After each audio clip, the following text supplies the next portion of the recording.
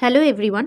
WBPSC clerkship main examination সামনেই আছে, আর সেটাকে মাথায় রেখেই আমরা বেশ কিছু ডেসক্রিপটিভ ইংলিশের জন্য রিপোর্ট রাইটিং করেছি।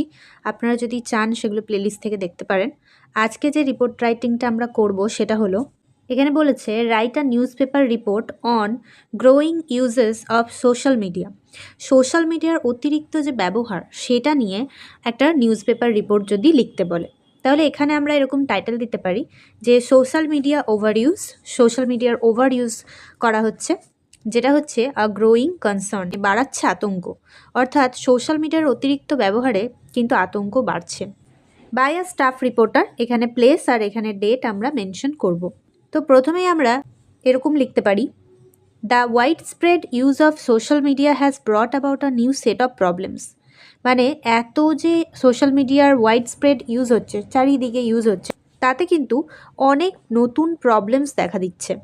সোশ্যাল মিডিয়ার অতিরিক্ত ব্যবহারের জন্য অনেক নতুন প্রবলেমস দেখা দিচ্ছে, with many people spending excessive amount of time on this platforms. দেখা যাচ্ছে অনেক মানুষই খুব এক্সেসিভ অ্যামাউন্ট টাইম এই সমস্ত প্ল্যাটফর্মের উপর নষ্ট করছে, সময়ের অপচয় হচ্ছে। While social media has its benefits, social মিডিয়ার কিন্তু বেনিফিটসও রয়েছে। আমরা চাইলে এই যে ইউটিউবে ক্লাস করা হচ্ছে এখন, সেগুলোর কত বেনিফিট আছে, যে আমরা যে কোনো জিনিস গুগল করে জেনে নিতে পারছি, আমরা যে কোনো কিছু রিসার্চ পেপার সেটা অ্যাভেলেবেল দেখতে পাচ্ছি। আমরা যে অনলাইন ফর্ম ফিল আপ করছি, আগেকার দিনে গিয়ে অফিসে গিয়ে পিএসসির অফিসে ধরুন গিয়ে ফর্ম ফিল আপ করতে হতো, তো সেটা কতটা হেকটিক ব্যাপার ছিল। আজকে সোশ্যাল মিডিয়ার জন্য বা অনলাইন এই সমস্ত জিনিসপত্র হওয়ার জন্য অনেকটাই সব কিছু ইউজফুল হয়ে গেছে, কিন্তু যে যেভাবে ইউজ করে। এখানে বলছে over use can have serious negative effects. Over use করলে তার একটা নেগেটিভ এফেক্টস আছে, কিসের ওপর? On mental and physical health, মানসিক এবং শারীরিক স্বাস্থ্য, তার উপর, রিলেশনশিপের ওপর এবং প্রোডাক্টিভিটির ওপর, অর্থাৎ কর্মদক্ষতার উপর। তাহলে এই প্যারা থেকে আমরা বললাম যে সোশ্যাল মিডিয়া অতিরিক্ত ইউজ করার ফলে নতুন কিছু প্রবলেম দেখা দিচ্ছে, যেখানে অনেক মানুষই এক্সেসিভ টাইম ওয়েস্ট করছে এই সমস্ত প্ল্যাটফর্মে। যেখানে সোশ্যাল মিডিয়ার বেনিফিট তো আছেই, কিন্তু ওভার ইউজের ফলে সেটা মানসিক এবং শারীরিক উভয়ের স্বাস্থ্যেরই ক্ষতি করছে, রিলেশনশিপের ক্ষতি করছে, অর্থাৎ পারিবারিক যে সম্পর্ক বা যে কোনো সম্পর্ক সেটার একটা আনহেলদি রকমের সিচুয়েশন আসছে, অ্যান্ড প্রোডাক্টিভিটি এবং কর্মদক্ষতা বা যে কোনো কিছু প্রোডাক্টিভ ভাবা সেই ক্ষমতাটা হারিয়ে যাচ্ছে। তারপরে এই রিসেন্ট সার্ভে ফাউন্ড দ্যাট, একটা সার্ভেতে দেখা গেছে, রিসেন্ট সার্ভেতে দেখা গেছে that the average person spend around 2 to 4 hours per day on social media. Social মিডিয়াতে একজন অ্যাভারেজ মানে মানুষ মনে করছে 2 থেকে 4 ঘন্টা প্রতিদিন তারা সোশ্যাল মিডিয়াতে ওয়েস্ট করছে বা সোশ্যাল মিডিয়া ইউজ করছে, with some individual spending up to 8 hours or more. কেউ কেউ আবার 8 ঘন্টা বা তার বেশি সময়ও সোশ্যাল মিডিয়া ব্যবহার করছে। This excessive use has lead to concern about addiction. এর ফলে এত এক্সেসিভ ইউজ করার ফলে সেটা একটা আতঙ্ক বাড়াচ্ছে যে এটা অ্যাডিকশানের মতো একটা। সাইবার বুলিং হচ্ছে, স্লিপ ডেপ্রিভিয়েশন মানে ঘুম নষ্ট বা ঘুমের যে প্রপার স্লিপ সাইকেল সেটা ঠিক থাকছে না, অ্যান্ড ডিক্রিজড অ্যাটেনশন স্প্যান, এবং মনোযোগ মানুষের কমে যাচ্ছে। কেন? কারণ অতিরিক্ত সোশ্যাল মিডিয়াতে আমরা সেকেন্ডের ভিডিও দেখি, 30 সেকেন্ড 60 সেকেন্ড যাই ভিডিও দেখি না কেন, একটা স্ক্রল করার পর আবার আর একটা ভিডিও চলে আসে। একটা ভালো ভিডিও হলো, হয়তো মনটা ভালো হয়ে গেল, কিন্তু আবার তারপরেই যে স্ক্রল করা হলো সেখানে একটা হয়তো ভয়াবহ দুর্ঘটনা নিয়ে বলছে। তো সেকেন্ডে সেকেন্ডে কিছু সময় অন্তরই মাথার মধ্যে ব্রেন সিগন্যালগুলো চেঞ্জ হচ্ছে, কখনো ভালো কখনো খারাপ। অতিরিক্ত সুইফট চেঞ্জের জন্য সেটা কিন্তু স্লিপ ডেপ্রিভিয়েশন মানে ঘুম নষ্ট, এবং অ্যাটেনশনের যে অভাব, অর্থাৎ মনোযোগ নেই, কোনো ব্যাপারে কনসেন্ট্রেট করতে পারছে না, এই সমস্ত জিনিসগুলো তো হচ্ছেই। এছাড়া অনলাইন অনেক স্ক্যাম হচ্ছে, সাইবার বুলিং যেটাকে বলা হয়, সেগুলোর মধ্যে মানুষকে পড়তে হচ্ছে। এরপরে আমরা এরকম লিখতে পারি যে social media companies use algorithm. Social মিডিয়ার যে কোম্পানিগুলো, ইনস্টাগ্রাম, ফেসবুক, সেগুলো আমরা মেনশন করছি না, কিন্তু সোশ্যাল মিডিয়া কোম্পানিগুলো কী করে? অ্যালগোরিদম ইউজ করে। অর্থাৎ আপনি যেরকম ভিডিও দেখবেন আপনার ফিডে সেরকম ভিডিওই কিন্তু বারবার সাজেস্ট তারা করবে, সেটাকে আমরা অ্যালগোরিদম বলি। সো অ্যালগোরিদম সেটা সোশ্যাল মিডিয়া কোম্পানিগুলো ইউজ করে design to keep users engaged, যাতে করে তাদের ইউজাররা সেখানে এঙ্গেজ থাকে। ধরুন আপনি কোনো একটা ভিডিও দেখছেন পড়াশোনার উপরে, আপনার কাছে সেই জিনিসটা আপনি যেটা সার্চ করলেন সেই ইনফরমেশনটা ওদের কোম্পানির কাছে, অর্থাৎ ওদের যে machine learning system, algorithm system, সেখানে চলে যায় এবং তার ফলে আপনাকে সেই ধরনের ভিডিওই আরও সাজেস্ট করা হয়।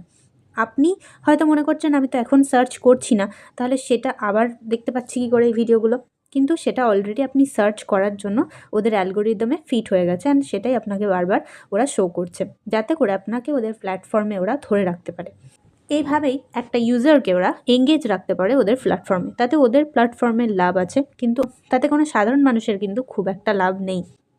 Often using tactics like infinite scrolling, এবার ওই ধরনের একই রকম ভিডিও আসতে থাকার ফলে তারা তো আনন্দ পেয়ে যাবে, যদি কোনো ফানি ভিডিও কেউ দেখছে বা কোনো বিনোদনমূলক ভিডিও দেখছে, সে আনন্দের মধ্যে বারবার স্ক্রল করতেই থাকবে এবং ওই ধরনের ভিডিওই সে পাবে বলে সে স্ক্রল করতেই থাকবে এবং ইনফাইনাইট স্ক্রলিং হয়ে যাবে।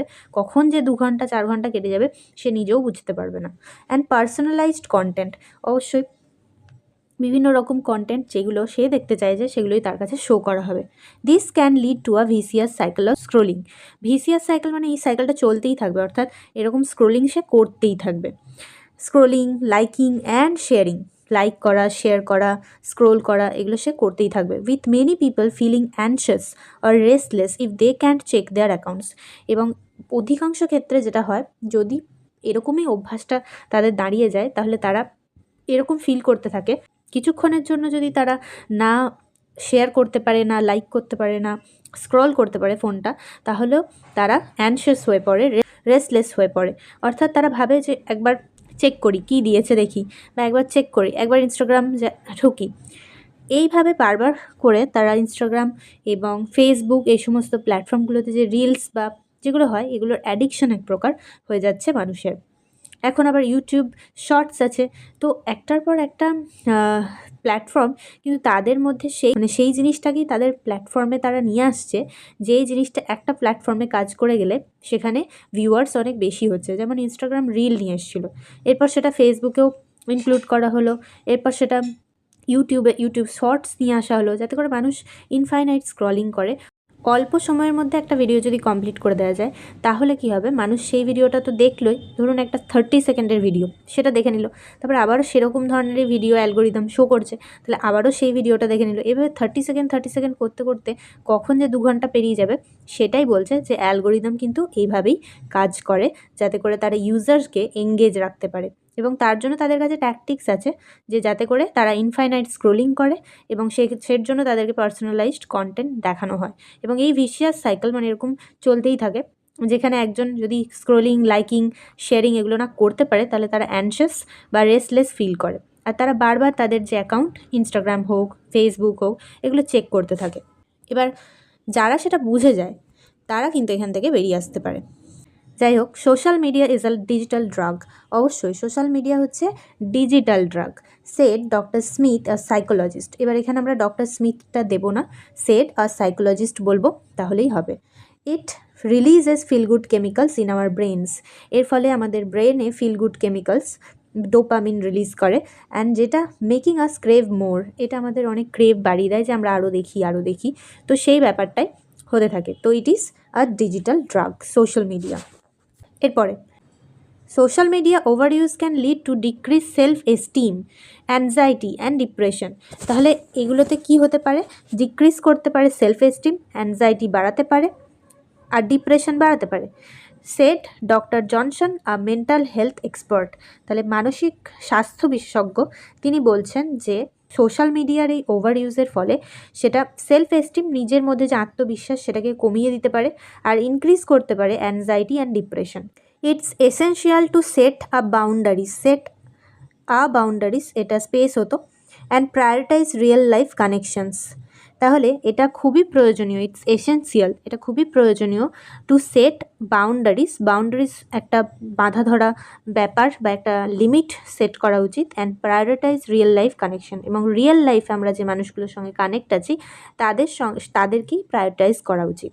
অর্থাৎ ফেসবুকে লোকে অনেক ফলোয়ার বানায়, বা ফেসবুকে অনেকেই যারা ইনফ্লুয়েন্সার তো নয়, যারা এমনি নর্মাল মানুষ, তারাও বলে যে ফেসবুকে আমার এত ফলোয়ার, ফেসবুকে আমার তত ফলোয়ার, ইনস্টাগ্রামে আমার এত ফলোয়ার। কিন্তু সেই ফলোয়াররা বা ফেসবুক ফ্রেন্ড, আগে বলতো ফেসবুক ফ্রেন্ড, যাই হোক, তো ফেসবুক ফ্রেন্ড আমার এত জেনে আমার কী হবে? আমার 2-3টে ফ্রেন্ড যদি ভালো থাকে তাতেই হবে। কিন্তু ফেসবুকে যাদের তুমি ফ্রেন্ড ভাবছো, যে একটা ফ্রেন্ড রিকোয়েস্ট সিস্টেম করা হয়েছে, সেটাকে অ্যাকসেপ্ট করলেই সে তোমার ফ্রেন্ড না, এটা হতে পারে না। কারণ তুমি যদি বিপদে পড়ো, তারা কোনো দিনই সেই বিপদের সময় তুমি তাদেরকেও বলবে না, আর তারা বললেও কোনো দিন হেল্প করতে আসবে না। তোমার যে 2-4জন বা যাই হোক কাছাকাছি যারা খুবই বন্ধু, কাছের বন্ধু, যাদেরকে রিয়েল লাইফে তোমরা কানেক্ট করতে পারো, তাদের সঙ্গে কথা হয়, তাদের কাছেই তুমি বলতে পারবে, এবং তারাই তোমার বিপদে কিন্তু তোমার পাশে দাঁড়াবে। তো এই কারণে সোশ্যাল মিডিয়ার এই অতিরিক্ত ব্যবহারটা, বা সোশ্যাল মিডিয়াতে আমার এত ফলোয়ার তত ফলোয়ার, এই জিনিসটা তাদেরই শোভা পায় যারা সেটা নিয়ে আলটিমেটলি কাজ করে এবং আর্ন করে। আর উইদাউট আর্নিং তুমি যদি ভাবো আমার এত ফলোয়ার তত ফলোয়ার, এগুলোর কোনো বেসলেস, এগুলোর কোনো যুক্তিই নেই। যাই হোক, এরপরে, as a business owner, I have seen firsthand the impact of social media overuse on employee productivity. তো বিজনেসম্যান হিসেবে একজন বলছে যে আমি বিজনেস ওনার হিসেবে, মালিক হিসেবে একটা বিজনেসের, এটা দেখেছি যে সোশ্যাল মিডিয়ার কি ইম্প্যাক্ট হয়েছে ওভার ইউজের ফলে এমপ্লয়ীদের প্রোডাক্টিভিটিতে। এমপ্লয়ীদের যে যতটা কাজ তারা দিতে পারতো, তারা ততটা কাজ দিতে পারছে না। Said Sara, CEO of a marketing firm, একটা মার্কেটিং ফার্মের সিইও, সে এই কথাটা বলছে। It's crucial to set boundaries and prioritise task. তো এটা খুবই জরুরি একটা বাউন্ডারি সেট করা এবং কাজের প্রতি মন দেওয়া। তারপরে, the government is considering regulations to address social media overuse. Government কী করছে? কনসিডার করছে যে আমরা রেগুলেশনস আনবো যাতে করে আমরা সোশ্যাল মিডিয়ার ওভার ইউজকে থামাতে পারি, including measures to promote digital literacy and protect users from online harm. যাতে করে আমরা কি করব না, ডিজিটাল লিটারেসি বাড়াবো, ডিজিটাল শিক্ষা সেটা বাড়াবো, অর্থাৎ ডিজিটাল জিনিসপত্র কীভাবে ব্যবহার করা উচিত সেটা শেখানো, সেটা প্রমোট করা, এবং প্রোটেক্ট করা ইউজার্সদের অনলাইন হার্ম থেকে, অনলাইন যে স্ক্যাম হয় সেগুলো থেকে। যেরকম রিসেন্ট অস্ট্রেলিয়াতে করেছে যে 16 বছর বয়সী যারা, সেই পর্যন্ত তারা সোশ্যাল মিডিয়া কোনো অ্যাকাউন্ট থাকবে না, সোশ্যাল মিডিয়া ইউজ করতে পারবে না। তো সেরকমই কোনো মেজার্স আমরা এখানে গভর্নমেন্ট ঠিক করছে, সেটা লিখে দিতে পারি। এখান থেকে পুরোটাই আমরা এক্সপার্ট আর সেইং বলে করতে পারি। এক্সপার্টস আর সেইং, এক্সপার্টরা বলছে যে social media is a powerful tool but is essential to use it responsibly, set boundaries, prioritise real life connections and take breaks from the digital world. Your mental and physical health, এখানে ইয়োরটা না দিয়ে one's mental and physical health depend on it. তো আমরা আজকে social media over use নিয়ে একটা report writing করলাম। আপনাদের রিপোর্টটা কেমন লাগলো বা রিপোর্ট রাইটিংগুলো কেমন লাগছে কমেন্টে জানাতে পারেন। আজকের মতো ভিডিওটি এখানেই শেষ করছি। সবাই ভালো থাকবেন।